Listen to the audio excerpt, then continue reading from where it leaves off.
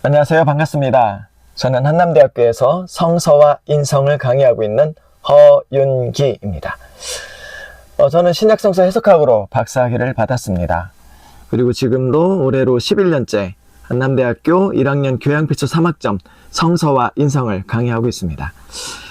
11년 동안 학생들과 성서와 인성이라는 걸 강의하면서 많은 것들을 좀 느꼈는데요. 그 중에서 몇 가지들을 한번 좀 정리해서 여러분들과 나누려고 합니다. 일단 저는 인성 강의를 하고 있습니다. 인성 강의를 하고 있는데요. 인성 강의를 하는 교수자는 어떤 모습이어야 되고 학생들은 어떤 것을 느끼게 될까, 이런 것에 대해서 좀 나눠보려고 합니다. 작년이었습니다. 작년 연말에 카이스트 이광현 교수님과 한번 만난 적이 있습니다. 이광현 교수님과 이런저런 얘기를 나누는데, 그때 당시에 뉴스에 카이스트가 성적만으로 학생들을 뽑지 않겠다라고 선언을 했습니다.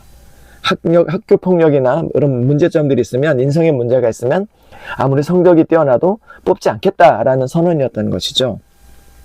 이것은 무엇을 의미할까요? 우리가 학생들에게, 우리 자녀들에게 공부만 잘하면 돼, 이런 것으로 우리는 가르치고 있고 또 그렇게 학생들에게 알려주긴 하지만, 그러나 그거보다 더 중요한 건 그 조직에서, 그리고 그 일하는 곳에서 학생들이 어떻게 자신의 인성들을 잘 만들어가고 또 조직과 어떻게 잘 어울리는지를 고민해야 된다라는 것입니다. 그래서 한남대학교는 제가 2015년부터 강의를 시작했는데, 박사학위를 받고 강의를 시작했는데요. 지금까지 계속 현대인과 성서라는 과목이었다가 이제 인성이 대두가 되면서 성서와 인성으로 과목을 바꿨죠.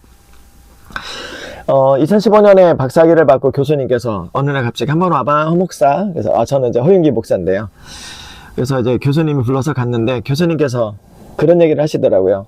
박사학위 받았으니까 강의 한번 해봐 라고 하셨어요.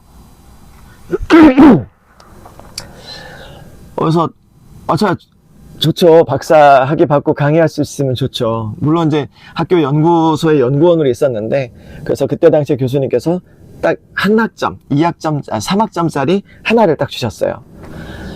그때 맡았던 학생들이 역사교육학과 학생 28명의 학생들이었습니다. 일단은 학교에서 교육학과 교직을 하고 있는 학생들은 정말 열심히 하거든요. 28명의 학생들과 한 학기 동안 좌충우돌 하면서 수업을 잘 끝냈습니다. 학기를 마치고 났는데, 이제 저는 몰랐어요. 저는 학생 때 수업평가는 해봤지만 교수자로서 수업평가를 처음 받아봤어요. 그래가지고 이제 서류가 이렇게 딱 와서 이제 봤는데 어떻게 보는지를 모르겠는 거예요.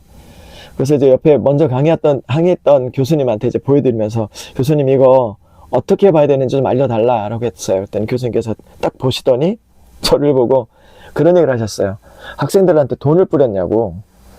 그래서 그런 건 아니다라고 했는데, 보니까 5.0 만점에 4.86이 나왔던 거예요. 그래서 그 5.0 만점에 4.86 학점을 받고 그 다음 학기에 수업평가 우수교원으로 표창을 받게 됐습니다. 그때 당시에 한남대학교가 지방대학 특성화 사업에 선정이 돼서 CK1 사업으로 지원금을 갖고 있었고, 저한테 그때 상금으로 200만 원을 주셨습니다. 물론 그 상금은 아내한테 전부 다 상납을 했습니다. 그때부터 학생들이 이제 제가 어떤 수업을 하는지에 대해서 좀 관심을 갖기 시작했고요.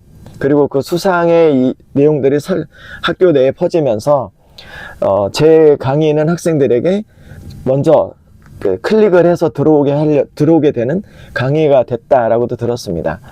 사실 좀 그 얘기를 듣고 굉장히 부담스러웠습니다. 저는 그냥 제가 어떤 의도를 갖고 했던 것이 아니었기 때문에 학생들의 그런 모습들을 보면서 더 긴장이 됐던 것 같아요. 무슨 말을 하려는 거냐면, 강의실에서 교수자는 어떤 모습이냐, 이게 중요하다라는 걸 말씀드리고 싶었습니다. 저도 이제 대학을 학부 4년, 그 다음에 MDB 3년, 그 다음에 신학석사 3년, 그 다음에 PhD 과정 코스웍 3년, 논문 자격 과정인데 1년, 그 다음에 논문 쓰는데 1년, 이렇게 공부를 했거든요. 굉장히 긴 시간 동안 공부를 했습니다. 근데 교수자와 학생들의 관계는, 강의실에서는 교수자는 무슨 왕처럼 보이는 거예요. 왜냐하면 교수님이 말하는 것에 대해서 토를 달기도 좀 어렵고, 물론 그런 거에 대해서 별로 신경 안 쓰시지만, 그러다 보니까 학생들이 교수자와 학생들 간에 간극이 멀어지는 것 같았어요. 일단 한남대에 다시 돌아와서 저는 이제 한남대학교에서 이하준 교수님과 자주 교류를 합니다. 이하준 교수님은 독일에서 철학 박사학위를 받으셨고, 그리고 한남대에서 철학을 계속 강의하고 계십니다. 근데 이하준 교수님과 이런저런 얘기를 나누다가 놀라운 얘기를 들은 게 있습니다. 보통 우리는 대학에서 교수를 교수자, 교수님 이렇게 부르잖아요. 근데 철학을 전공한 사람들끼리는 교수라는 말을 쓰지 않는다는 겁니다. 그래서 저는 왜 그렇습니까? 라고 했더니 교수님의 대답에 제가 정말 부끄러웠는데요. 교수는 직업을 의미하는 것이다. 하지만 선생은 강의실에서 삶의 모습으로 학생들에게 변화를 줘야 되는 의무가 있는 것이다. 라고 하셨어요. 그러고 보니까 저는 교수자로서 얼마나 열심히 다했는가, 최선을 다했는가에 대해서 반성을 하게 됐습니다. 물론 지금도 계속해서 제 스스로를 반추하고 또 매 수업마다 학생들에게 수업 후기를 작성하도록 하거든요.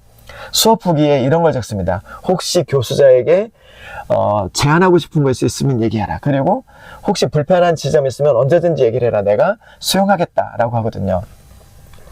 그렇게 11년 동안 변함없이 학생들과 그렇게 소통을 하고 있고요. 올해도 역시 학생들과 이제 1학기가 맞춰가고 있는데, 이제 도강과 기말고사가 나와 있는데, 학생들과 계속해서 소통하고요. 그리고 저는 제 수업을 들었던 모든 학생들의 번호를 다 저장해 놓습니다. 이유는 하나입니다. 혹시라도 언제든지 힘든 일이 있으면 나에게 전화를 해라. 언제든지 가서 같이 이야기 나눠주겠다라고 하거든요. 아직까지 힘들다고 전화 온 학생은 없었는데, 학생들은 힘든 일이 생기면 언젠간 저한테 전화를 할 것이다 라고 생각합니다. 그래서 제 핸드폰에 저장된 카톡 친구가 4,000명이 넘거든요. 그 4,000명 중에 거의 한 2,000명, 1,000명, 2,000명 정도가 학생들이거든요. 그게 어찌 보면 가르치는 자, 교수자, 그리고 학생들은 수업을 듣는 학생들이니까 수강자잖아요. 그렇게 놈자자라는 걸 써서 같은 위치에 있는 사람으로 학생들과 같이 강의실에서 내 얘기를 나누려고 합니다. 오늘은 이제 저에 대한 얘기라 좀 사설이 길었는데요. 다음 시간부터는 제가 한남대에서 강의하고 있는 내용들의 일부들을 한번 인성과 연결시켜서 같이 이야기를 나누도록 해보겠습니다. 짧은 시간이지만 함께 해주셔서 감사하고요. 다음 시간에 뵙도록 하겠습니다. 감사합니다.